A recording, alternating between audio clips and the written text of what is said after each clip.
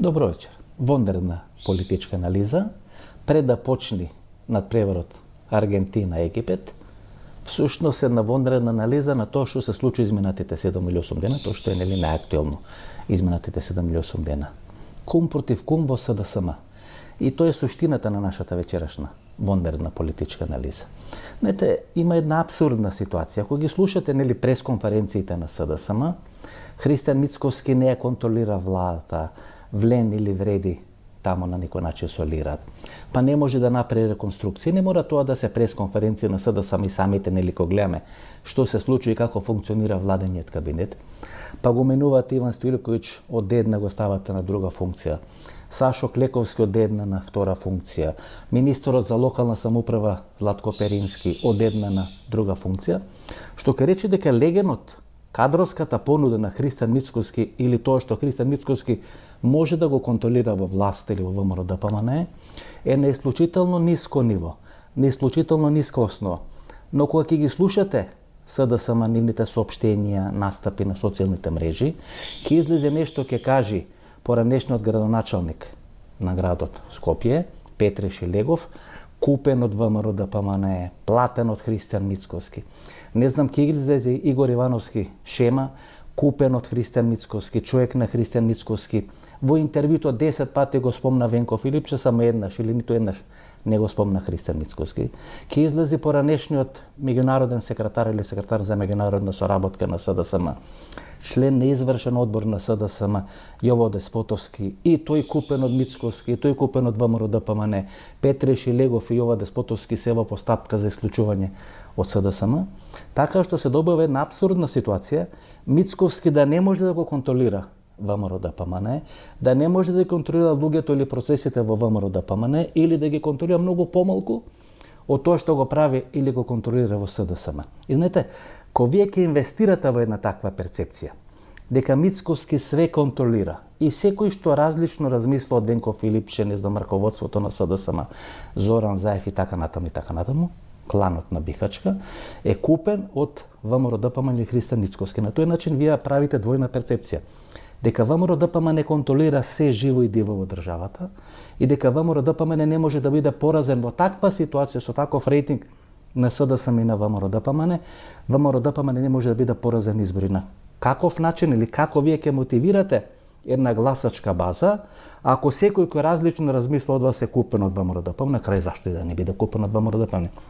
Вие правите да биде нормално. Ако е купен Петре Шилегов, ако е купен Јово Деспотовски, ако е купен Игор Ивановски Шема, ако е купен Андреј Петров, тога зошто некој тамо во Пробишти или во Свети Николе да не биде купен од ВМРО-ДПМНЕ? И под број 2, ако ВМРО-ДПМНЕ така контролира се, тогаш вие немате никакви шанси да ги поразите на редовни или на нормални избори во Република Македонија.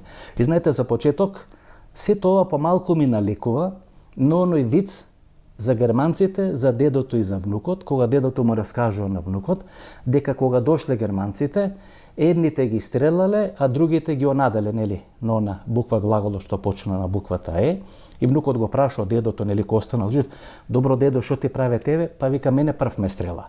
Така што имам чувство дека Венко Филипче прв стрелан во СДСМ, сите се купени платени, сите правиле криминал, ги држат во фјока пријавите, затоа ги оценува Мицковски, ги оценува ВМРО-ДПМНЕ, испаѓа дека само Зоран Заев и Венко Филипче не правеле криминал, не се оценети, не се фатени, не се купени и не одработуваат за ВМРО-ДПМНЕ. И како во вицот со дедото и со внукот, тие се први стрелани. Онаа средба во Лимак кој се случи минатата среда, таа Chatham House комуникација или тркалезна маса, е поприлично сериозен проект кој ќе погледнете имињата, кој ќе испоредите имињата и кој ќе направите споредба на луѓето околу Венко Филипче и луѓето кои се наоѓа во таа конференцијска сала во хотелот Лимак. Гледате, една Славјанка Петровска, министер за одбрана, кој е пратеник од редовите на СДСМ во македонскиот парламент, ако не се лажам и заменик координатор во пратеничката група, присутна на Chatham House комуникацијата или тркалезната маса во хотел Лимак.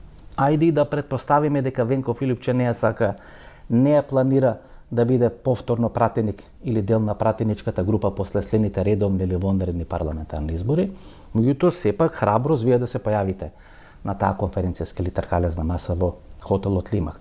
Па го имате Гордан Георгиев, подпредседател во влада или во раководство на СДСМ во мандат на Бранко Царенковски 2009-2013 година, кога подпредседател на СДСМ е и Зоран Заев, па го имате Андреј Петров, поранешен генерален секретар во истото раководство на Бранко Царенковски 2009-2013 година, па го имате Игор Ивановски Шема, дел на раководствата и на Радмила Шекерински, на Зоран Заев и подосна делумно на Бранко Царенковски, Владо Бучковски, пратеник, председател на млади на СДСМ и така натаму.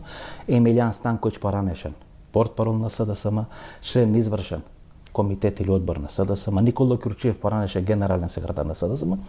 Дури таа група може да си дозволи луксус Петре Шилегов, Јово Деспотовски да не ги покани на таа тркалезна маса или на таа трибина, за да не бидат обвинети дека се блиски до ВМРО-ДПМН или до Христијан Мицкоски. Но во основа кој ќе направите одредена анализа, например имате две интервјуа. Едното интервју на Игор Ивановски Шема, кој го дава на Сител телевизија во саботата, и второто интервју на Андреј Петров, кој го дава во неделата во емисијата во Центар, вие гледате два различни драматични концепти. Мислам дека тоа е клучниот проблем на таа групација. Една поприлично хетерогена групација, без изразено лидерство. Гледате снимено интервју четвртокот на Андреј Петров. Игор Ивановски Шема не може да си дозволи Андреј Петров да излези во наводници да ги собери лобориките. Тој дава едно полудоговорено, полунедоговорено интервју на Сител телевизија. Интервју кој трае 33 минути на Сител телевизија. Гледате, ниту Мицкоски, ниту Венко Филипче немале такво карт бланш интервју во трајање од 33-34 минути на Сител телевизија. Едно конфузно интервју, едно во основа агресивно, конфликтно интервју, каде што Игор Ивановски ја брка мислата, не може да се стигне мислата, со одредени категорични Бранко Црвенковски изјави: мене, напагајте ме. Еве, прв пат ќе кажам и никогаш повеќе. Не сакам на таа тема да разговарам и така натаму. Имате Андреј Петров, едно интервју, но тешко интервју, повеќе од 200-250 прашања. Ако не беше фудбалот и ако не беше нели ова ситуација кога алгоритмот на YouTube се менува врз база на фудбал, одење на годишни одмори и така натаму, јас гарантирам дека тој интервју ќе беше гледано 120 до 150 илјади прегледи, сега ќе биде некаде 75 до 80 прегледи. Фантастична бројка за летни услови, фантастична бројка за интервју на YouTube кога во името на или во насловот на емисијата има СДСМ, Бихачка и така натаму. Значи се што е СДСМ или било кој име од СДСМ Бранко Царенковски, тоа предизвикува намалена потреба или намален интерес на публиката да гледа тој тип на интервју. Значи имате две интервјуа, Андреј Петров и Игор Ивановски Шема. И вие гледате два концепта, два крака, како тие размислуваат. За разлика на конфликтност на Игор Ивановски Шема, имате една смиреност која се обидува да лепи на Андреј Петров, и мене се ми се чини дека Андреј Петров многу подобро може да ја одигра таа обединувачка, таа да речеме некоја фаза на заселување, на рани, на спојување, на компактност во СДСМ, односно некои операции на собирање и на множење, не само на вадење и на делење. Така што мислам дека пред таа партија се наоѓа еден драматичен процес, еден драматичен период.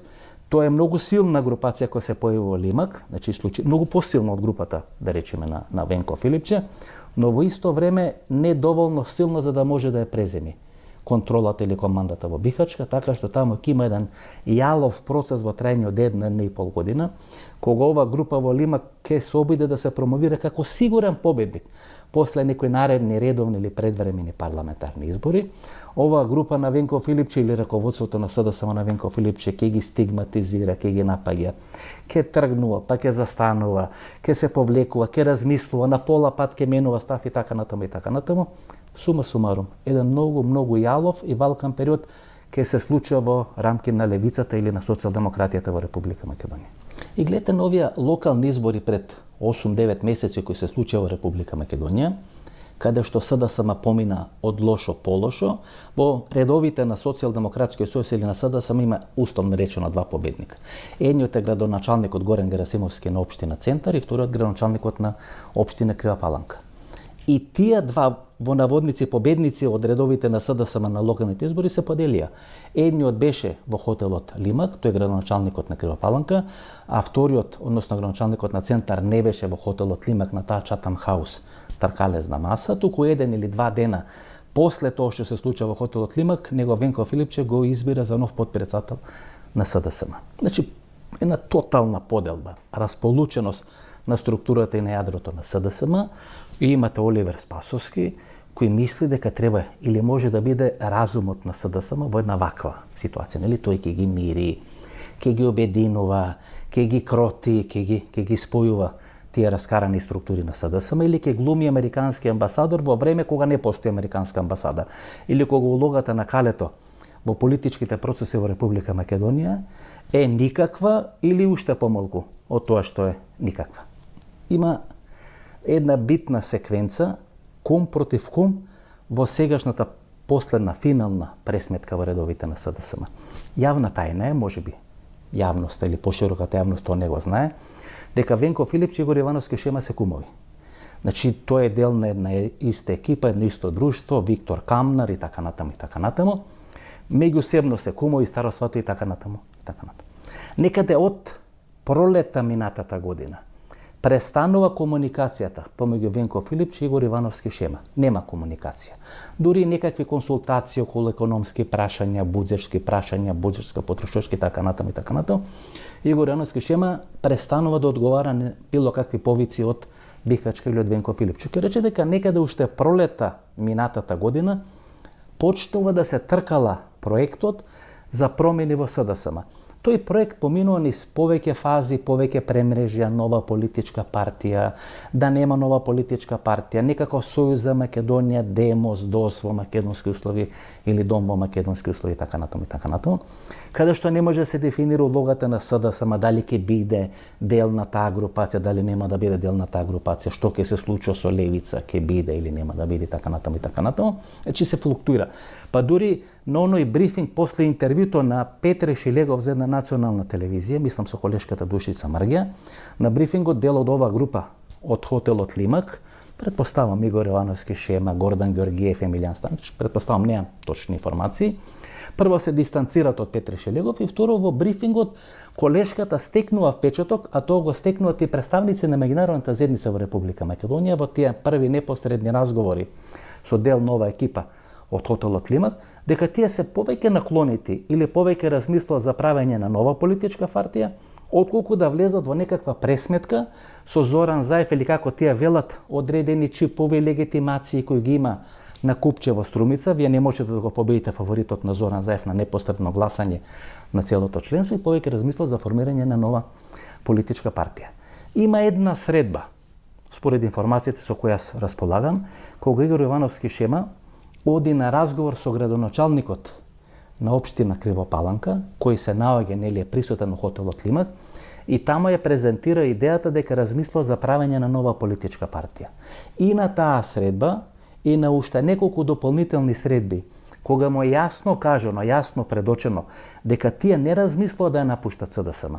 Тие се само незадоволни од тоа како денес изгледа СДСМ, како се води СДСМ, но ниту подразно не размислуваат да прават нова политичка партија, тогаш почнува да атерира. Игор Ивановски, и Гордан Ѓоргиев, и Емилијан Станковиќ, тие многу помалку од Игор Ивановски, тоа е носител на таа идеја, нели, да биде направена нова политичка партија.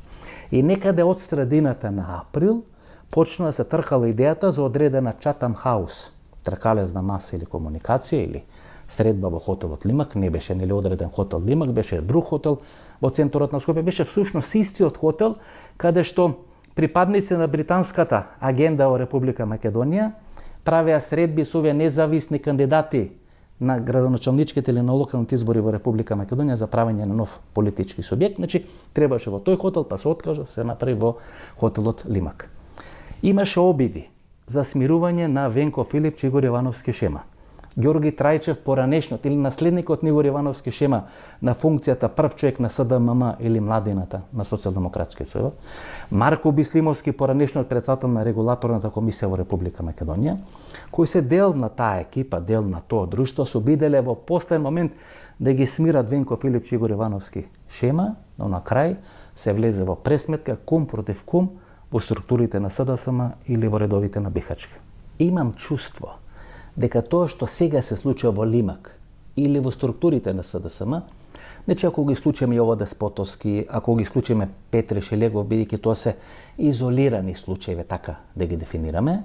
Значи, ова последното случување во Лимак и реакцијата на СДСМ најжестока, најбрутална досега, трна, застана и така натаму. И така натаму, но тоа е некаква најава за бура во чаша вода или нешто пошироко во некој леген, во некој езор и така натаму. И така натаму. Има два периода или два циклуса.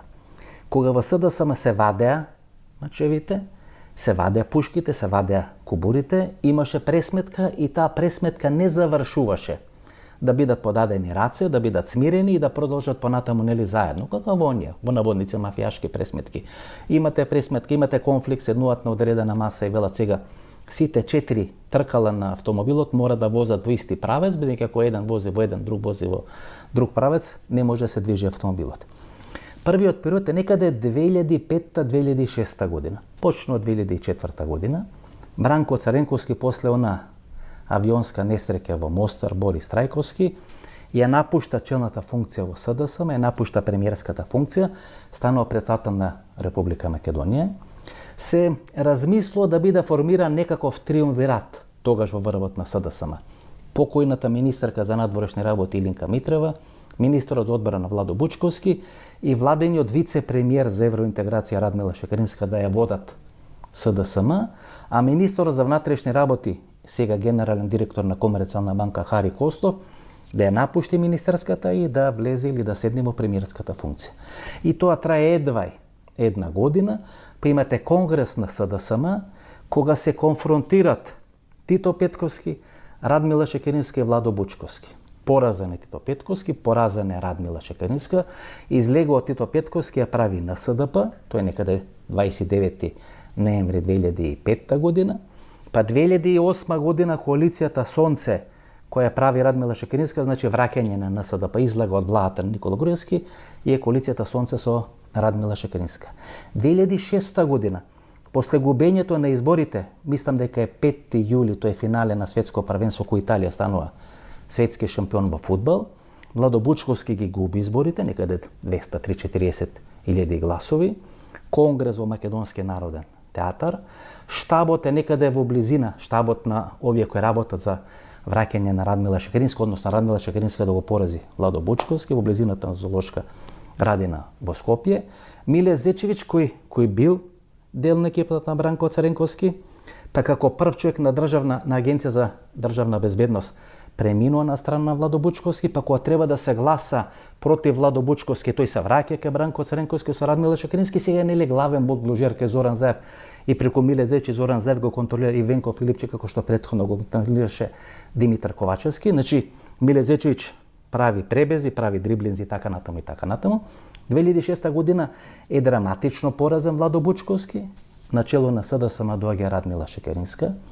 2008 година Шекеринска ги губи изборите, се повлекува челната функција и Црвенковски кој гледа дека нема шанса, бидејќи дуи веќе има направено мајски договори коалиција со Никола Груевски со ВМРО-ДПМН, најавува завршување на председателскиот мандат начело на Република Македонија 2009 година и враќање во структурата на СДСМ. И тоа примирје трае тамо некаде 6 месеци, па се појавува есента 2009 година платформата Демос, Радмила Шекеринска, Тито Петковски, Ѓорги Спасов, Нано Ружин и Велија Рамковски. Многу сериозен удар и многу сериозна закана за Бранко Царенковски. Силни политички субјекти, плюс силен медиумски фактор како што е тогашната А1 телевизија. Црвенковски се пазари со Радмила Шекеринска, тоа се све привремени. Купи ден продај одредени пазарења и Радмила Шекеринска на изборите 2011 година станува шпицен кандидат, значи се уште е лидер на СДСМ Бранко Царенковски, но шпичен кандидат за премиер е Радмила Шекеринска. Неколку месеци претходно во тогашниот дневен вестник Вест излегува одредена информација дека е многу подобро за СДСМ Радмила Шекеринска да биде нивни кандидат за премиер на парламентарните избори, мислам дека беа некаде 3-4 јуни 2011 година. Црвенковски е вознемирен, кој стои позади таа порака, која е испратена преку дневниот вестник Вест, бидејќи таму е Штерио Наков, еден од акционерите, испаѓа на крај дека Бранко Азевски, овој актуелен Бранко Азевски, прв човек на Стопанската комора, на брифинг со дел од новинарите или со дел на новинарите на дневниот вестник Вест, ја дава таа информација објавена. И тоа Црвенковски го сваќа како некаков фенер, како некакво светло кое му укажува дека можеби е дојдено време тој да ја напушти челната позиција на СДСМ. Тоа се случува 2 години подоцна. Ако не беше растурен бојкотот, ако не беше растурено работното лето, Бела Чао, ладата на Бранко Црвенковски, ако Стефче Екимовски, Зоран Заев, градоначалникот, Аце Петревски, Нохрид и Циц во Куманово не го растураа бојкотот на Бранко Црвенковски, немаше да има ни вистина за Македонија, немаше да има ни диво населје, немаше да има ништо, Никола Груевски ќе се падеше. 2014-2015. Такви беа процесите, такви беа трендовите. Со излекување на Стефче Екимовски, или договорење за сцената со градоначалниците на Стромица, на Охрид и на Куманово, Радмила Шекеринска, рушење на Бранко Црвенковски, Никола Груевски си купи 2 или 3 години, падна после изборите на 11 декември 2016 година. Тоа што денес се случува е всушност продолжување на двата циклуси кои не завршија. Тоа е 2005, 2006 и тоа е 2011 и 2013 година. Така што конфликтите сега во СДСМ се многу подраматични од обично препукување или желба едни да заменат други. Ова се драматични конфликти каде што се замешани стари структури на СДСМ, каде што дел на олигархијата, дел на струмичкиот клан и така натаму, и во основа значи на некој начин реваншизам за предаствата кои се правени и 2011 и 2013, можеби и претходно. Значи пресметка, финална пресметка на играчите на клановите во СДСМ, кој ќе излезе како победник, во момент е навистина тешко да се каже. Гледате, значи Владо Бучковски е поразен од Црвенковски, значи не од Радмила Шекеринска, од Црвенковски 2006 година. И во тоа раководство на СДСМ Радмила Шекеринска е председател, Горан Минчев е генерален секретар, Зоран Заев е подпредседател, Игор Ивановски Шема е подпредседател во тоа раководство на. Мислам дека Магдалена Несторовска, државниот секретар во Министерство за внатрешни работи, во мандат на Оливер Спасовски. Значи тоа е 2006 година. Па 2008 година, кога Радмила Шекеринска ја напушта челната позиција на СДСМ, направено е времено председателство, веде председател на СДСМ е Зоран Заев, генерален секретар на СДСМ Игор Ивановски Шема. И тие треба да подготват терен за враќање на Бранко Црвенковски на чело на СДСМ 10 месеци подоцна, тоа е некаде пролета, почетокот на летото 2009 година. Кога Црвенковски ја напушта челната позиција на СДСМ 2013 година, тој прави одредена операција Игор Ивановски Шема повторно да биде генерален секретар, а Зоран Заев да биде председател на СДСМ. Значи да се врати тамо од каде што тој дојде 2009 година на чело на СДСМ. Игор Ивановски Шема ја одбива таа опција, ја одбива таа понуда и Оливер Спасовски станува генерален секретар на СДСМ. И сега нели можеме да се го поставиме прашањето дали толку ќе барлавеше Зоран Заев, дали толку ќе зајакнеше Зоран Заев ако Игор Ивановски Шема беше генерален секретар или ако тоа не беше Оливер Спасовски. Оливер Спасовски сега сака да ја репризира таа ситуација, да биде близок до Зоран Заев, во некаква пресметка со Бранко Црвенковски и со Игор Ивановски Шема. Меѓутоа сега си времињата сменети и околностите се сменети и знаете, кога ќе го поставите прашањето што де факто денес се случува во СДСМ, дали е тоа драматична концептуална пресметка, концептуални разлики или драматични персонални амбиции, желби, нешто да се направи, мене ми се чини дека СДСМ страда од нефункционирање на болер системот. Знаете ли како функционира тоа на економски факултет во Скопје, прва лекција што не или една од првите лекции кои ни ги објаснуваат? Тоа е болер систем на некој сличен начин и пензискиот фонд во Република или било кој пензиски фондови функционираат. Во болерот влегува вода, се загрева водата, па се троши водата. Па влегува нова вода, се загрева водата, па се троши водата.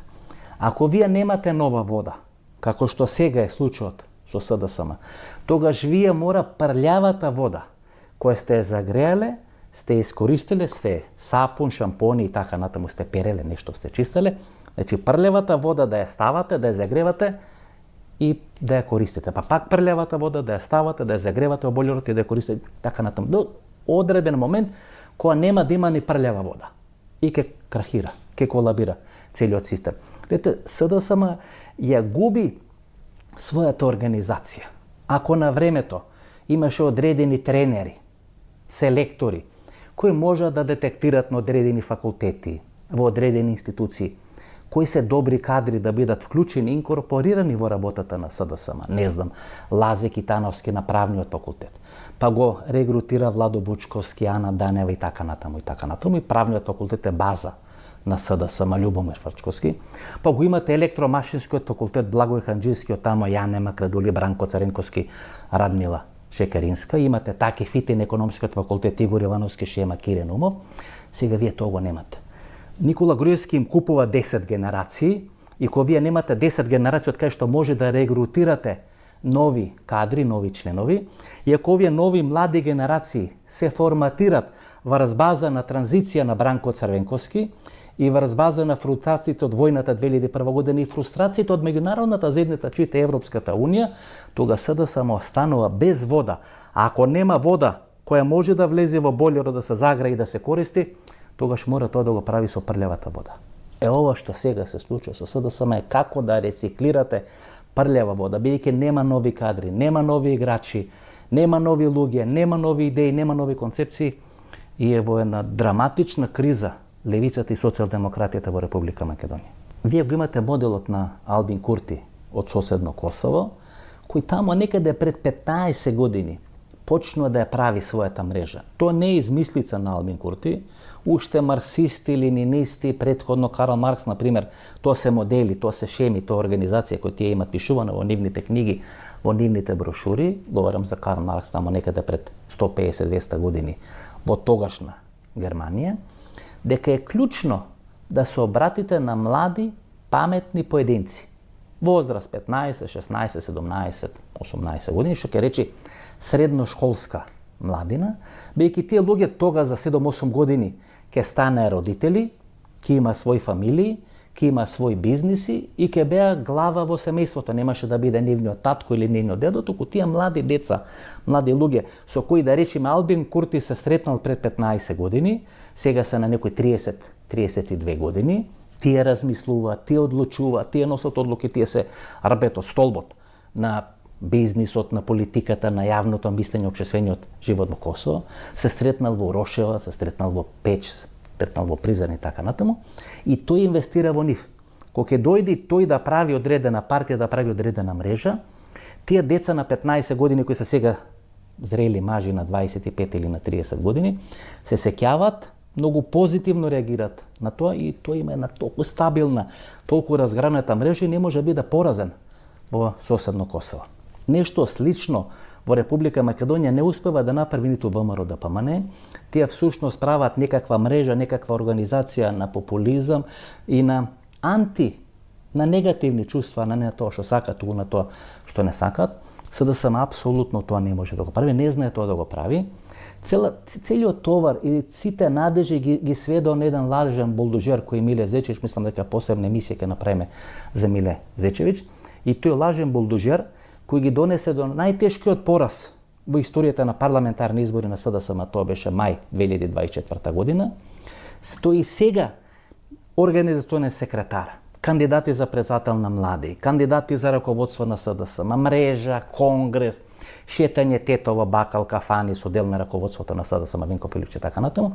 Присутен е Миле Зечевич во тие ретки доаѓања од соседна Грција тука во Република Македонија, бидејќи самиот веројатно се плаши дека може да заврши на топол оброк или на топол гулаш 3 пати на ден.